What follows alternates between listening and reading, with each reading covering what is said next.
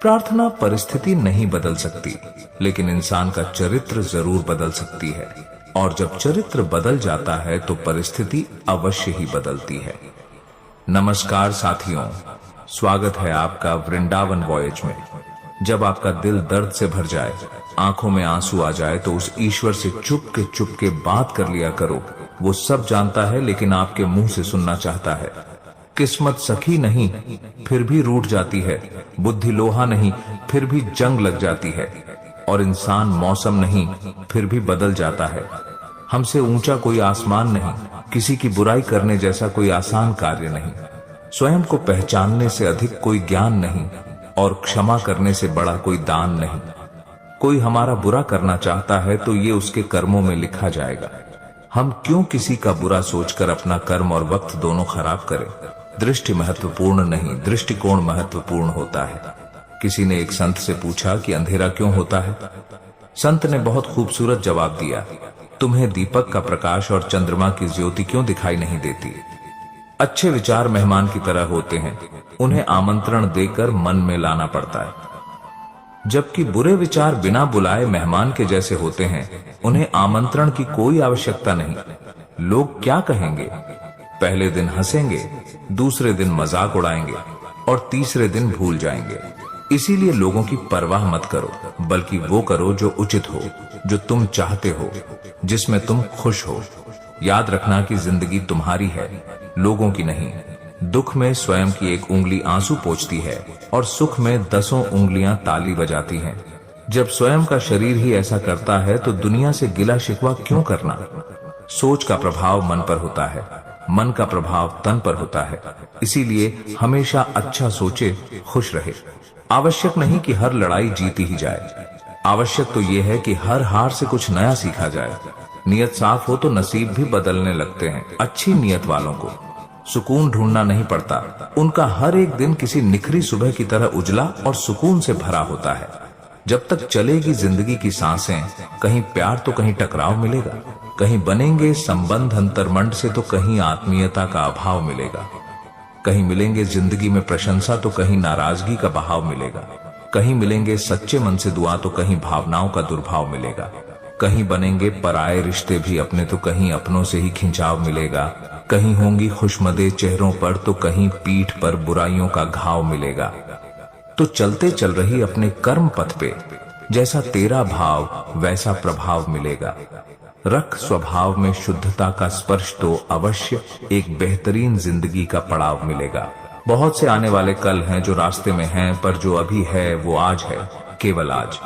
उसे भरपूर जिएंगे तो बीता हुआ कल भी बेहतर होगा और आने वाला कल भी। बीता हुआ कल तुम्हारे दिमाग में है और आने वाला कल तुम्हारे हाथ में है। सोच ये ना रखो कि मुझे वो रास्ता मिले जो अच्छा हो, बल्कि सोच ये रखो कि मैं जहां भी कदम रख दूं वो रास्ता अच्छा बना लूं। दोस्तों, एक बहुत छोटी सी कहानी है जो आपका जीवन बदल सकती है।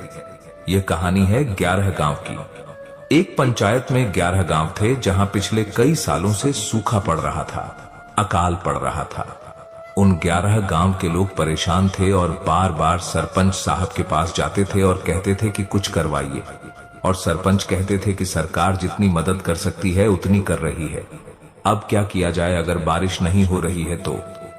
किसी ने उन्हें सलाह दी कि यहां से 100 किलोमीटर दूर एक मंदिर है जहां पुजारी जी रहते हैं और वो हवन करवाते हैं।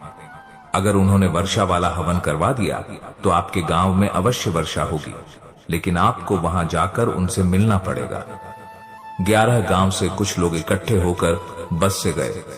100 किलोमीटर दूर वो मंदिर था। वो लोग जाकर मिले पुजारी जी से। उनसे कहा कि हमारे गांव में कई सालों से सूखा पड़ रहा है, बारिश नहीं हो रही, आप कुछ कीजिए। पुजारी जी ने कहा, चिंता मत कीजिए, मैं कुछ करता हूं। पुजारी जी ने मुहूर्त निकाला, तिथि बताई और समय बता दिया और कहा कि आप एक काम कीजिएगा, हर एक गांव से एक एक प्रतिनिधि यानी कि 11 लोग मेरे पास आ जाएगा, हवन करवाया जाएगा। उसके बाद देखना आपके यहाँ पर वर्षा अवश्य होगी। 11 गांव के वो लोग बड़े प्रसन्न हुए। जाकर अपने अपने गांव में ढिंढोरा पिट दिया, बता दिया कि भैया बारिश होने वाली है, हवन होगा, उसके बाद बारिश होगी। जो तिथि थी, जो मुहूर्त था, समय था, तय समय पर वो लोग पहुंच गए बस में बैठकर वहां मंदिर तक। और 11 लोग जब हवन में बैठे तो पुजारी जी की एक व्यक्ति पर विशेष दृष्टि थी, बार बार उसको देख रहे थे। जब हवन संपन्न हुआ, पुजारी जी ने प्रसाद बांटा तो उन्होंने कहा कि देखो, बुरा मत मानना, लेकिन मैं एक बात कहना चाहता हूं कि ये जो हवन है ये सफल तो हो गया है, लेकिन सिर्फ एक गांव के लिए। बाकी के लोग घबरा गए कि आप ये क्या कह रहे हैं, 10 गांव में बारिश नहीं होगी, सिर्फ एक गांव में बारिश होगी। ऐसा क्या है उस गांव में? पुजारी जी ने कहा कि जो ये भाई साहब आपको दिखाई दे रहे हैं, सिर्फ इनके गांव में बारिश होगी। लोगों ने उस व्यक्ति की तरफ देखा और कहा, इनके गांव में ऐसा क्या है? पुजारी जी ने कहा, ध्यान से देखिए, ये अपने साथ क्या लाए हैं? लोगों ने कहा, छाता लाए हैं।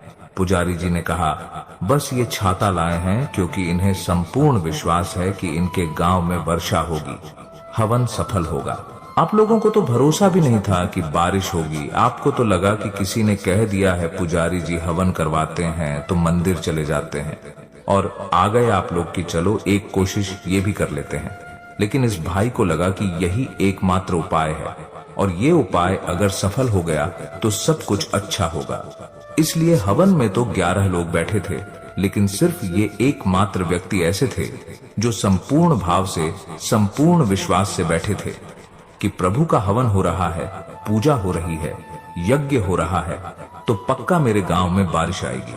आप देख लेना, आज सिर्फ इन्हीं के गांव में बारिश आएगी, बाकी गांव को अभी प्रतीक्षा करनी पड़ेगी। वो 11 लोग प्रणाम करके चुपचाप वहां से चल दिए और रास्ते में बात करते जा रहे थे कि ऐसा थोड़े ना होगा कि बारिश आ जाएगी।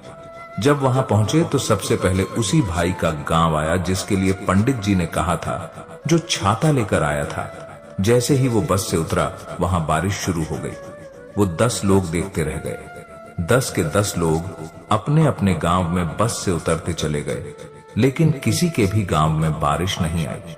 सिर्फ एकमात्र व्यक्ति के गांव में बारिश आई, क्योंकि प्रभु भी कहते हैं कि प्रार्थना से परिस्थिति नहीं बदल सकती, लेकिन चरित्र बदल सकता है। और जब चरित्र बदल जाता है तो परिस्थिति अवश्य बदलती है। प्रार्थना से परिस्थिति बदलनी है तो पहले चरित्र को बदलना शुरू करो। प्रार्थना में विश्वास लाना शुरू करो।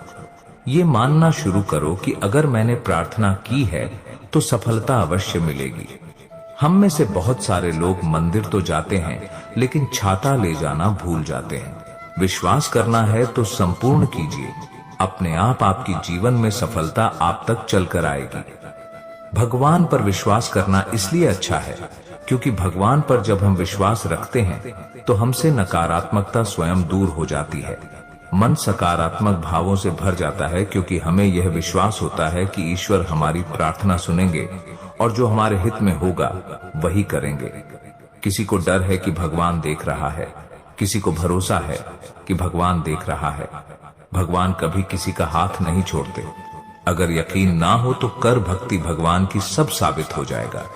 जिसका मन सच्चा और कर्म अच्छा है वही भगवान का सच्चा भक्त है, और ऐसे लोगों पर ईश्वर की कृपा हमेशा बनी रहती है। भगवान की तलाश करो, उन पर विश्वास करो और उनकी सराहना करो।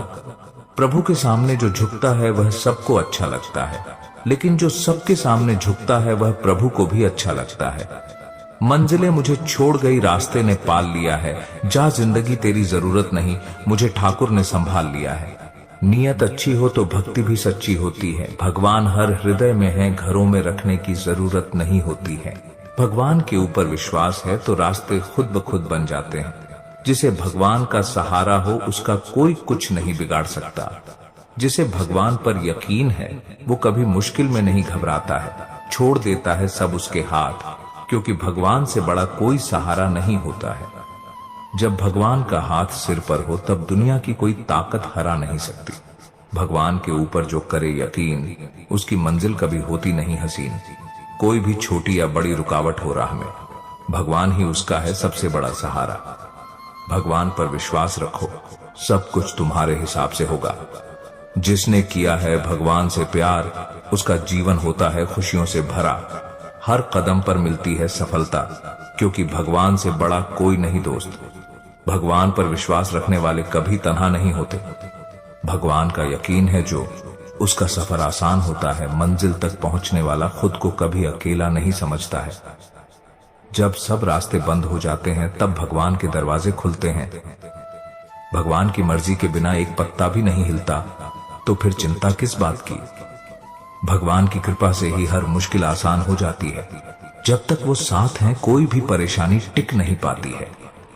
जिसके पास भगवान का आशीर्वाद है उसके पास सब कुछ है। जो रखे विश्वास भगवान पर, उसकी जिंदगी में नहीं होती कोई हार, हर मुश्किल हल होती जाती है। जब भगवान खुद बनते हैं साथी और प्यार। भगवान की राह पर चलने वाला कभी हारता नहीं, वह तो बस समय का इंतजार करता है। भगवान के भरोसे रहो, हर दुख सुख में बदल जाएगा। मुश्किलें दूर हो जाएंगी जब वो सहारा बन जाएगा। भगवान पर भरोसा रखने वाला हर इंसान अपने दिल में सुकून पाता है। जब तक भगवान का नाम साथ है हर मुश्किल से लड़ने की हिम्मत आती है।